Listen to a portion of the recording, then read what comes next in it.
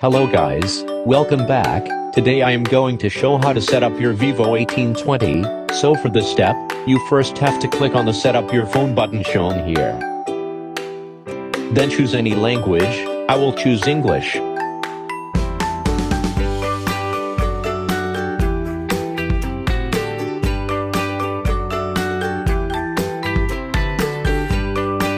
So, now, you need to read Vivo's terms and conditions, but you really don't need to, unless you are a safety person. Now, here you can choose your Wi-Fi, but I will set it up later.